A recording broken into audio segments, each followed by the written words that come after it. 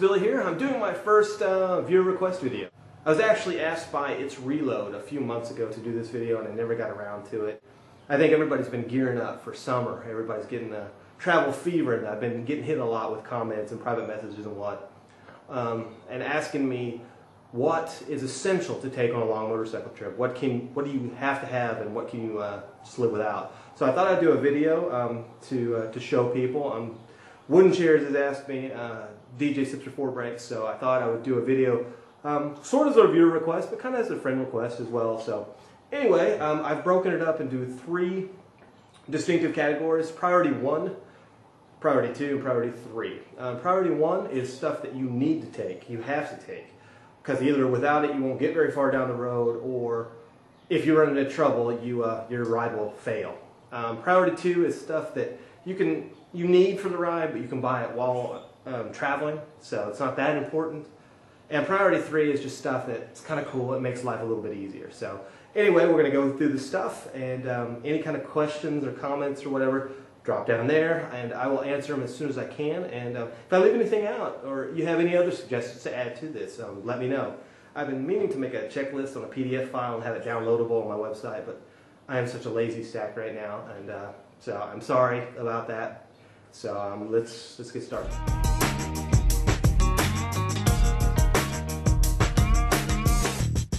One of the reasons I haven't made this video as quickly as I wanted to is that I wanted to use my Honda Interceptor as a backdrop bike, because it's much better suited for touring and whatnot. But I've been getting a lot of comments and stuff, and people have been really asking me for this, so I thought I would use my CBR as a pretend substitute. And I want to put this as a disclaimer. This is not a suitable bike for touring. And even the bags that I have on here are just commuter bags. These are what I run around in town on that guy. Later on, I'm going to delete this video and I'm going to redo it with the Interceptor. But I wanted to get this out there so that anybody that's taking a trip anytime soon will have this information. So what do we have here? On my VFR, I've got gigantic, what are called, clamshell hard bags. They're made by Krauser. They're German. They don't import them to the States anymore. Another company you can go through is Givi, or you can go with soft side bags. And those are probably the best way for somebody who's not serious about touring all the time. The soft bags will work just fine. This is a tail bag. It's made by Aerostitch. I do not work for them yet. This is called the Moto Fizz Bag. It comes in 3 different sizes. This is the medium one. This is just my commuter bag. This is not the one I use to tour with. I want to make that perfectly clear. This is way too small to do a long road trip in. I totally recommend going to aerostitch.com, checking out the website. It's called the Moto Fizz Bag. They have a large one. I loaned it to Steel Horse Club, and he has it right now. And you know, it's a perfect bag for this kind of travel. You want a tank bag. This is also a commuter tank bag. This is a really cool bag, and remind me later to do a review on this Icon bag. I don't remember what it's called, but this is a perfect bag for you guys that use your bike to commute to school on or college, because if you look at it, you flip it over here, and inside this little pouch here are little straps, right? And those straps basically turn this thing into a backpack. So you can just sling it over your shoulder, you know, but on the bike it sticks to it. So it's a really, really cool bag. So anyway, Priority 1, luggage. You definitely want good luggage. This is not a suitable long-range traveling luggage. This is just what I'm using to represent the luggage. Priority 1, bike stuff. You want to have good rubber. Sip had put that video together, asking people their opinions of their tires. It looked okay in the video, but once he told me that he had 8,000 miles on it, I was really nervous for him. So you're making me worry, man. Put new tires on that thing. Make sure your chain has been adjusted and lubed. You want to check all your fluids. You want to make sure your hydraulic clutch fluid is good. Your brake reservoir is topped off, front and back. Want to make sure your antifreeze is good. You want to change your oil and filter before you leave for any trip more than 1,000 miles. Check all your gauges, your lights, and indicators. Have a friend come help you. You got to make sure all that stuff is good. Check your tire pressure. And you should be good to go on the bike. Depending on how old it is, If it's an older bike, you might want to think about, adjusting the valves and some other things.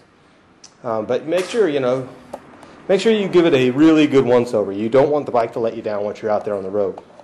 Here on the floor here is what I consider all priority one items that you need to take with you. The two things that I do not have with me are chain lube. I just don't have any here in the garage, and a flat tire repair kit. But other than that, this pretty much covers it. Atlas Rider uses the same flat tire repair kit that I do, and he did a really, really good video that I'll probably link somewhere over here. Check it out. I mean, if you want to know the knowledge of how to do that. I've never actually had to do it on the road, so, knock on wood, but he did a really, really good video of it. So we're going to go over these things one by one. First we have a gigantic bike lock. You do not need one this large. This is a bully lock, and you don't need one this large. A disc lock will work, but definitely want something to secure your bike when you're not around, when you're crashing a hotel or a campsite or whatever. Here we have a first aid kit. Now, this is kind of a discussion between me and my best friend Tracy, whether or not this is a priority 1 or priority 2 item. I consider it priority 2. He considers it priority 1. We'll just call it a priority 1.5 for now. But just a generic first aid kit. Definitely need it for whatever. This one I like because it's got like a bug repellent in it, insect repellent. So that is one of those things I recommend carrying anyway. Just in case you do decide to camp, you definitely want that so you don't get some sort of West Nile virus or anything. Earplugs are definitely priority 1. You want to carry earplugs with you. The sound of many, many miles will wear your ears out. I generally use these type, which are the kinds you find in a sporting goods store next to the firearms. They usually have the best noise reduction of any of them. So that's what I would recommend. You want to carry a tire pressure gauge. This is a mechanical gauge. You can also get an electronic gauge. I'm old school, and I like the mechanical one. Definitely want that. Your owner's manual. Now, I know this owner's manual is for my 919. I have no idea what my 1000RR manual is, but we'll find it. You definitely want to carry your owner's manual. You never know what kind of little tricks you might need to get into. One little tip that is I'm going to pass on to you is inside my owner's manual, because this is going to be buried inside the bike. It's usually in the tail of the bike. I always carry an extra $100 and an extra credit card.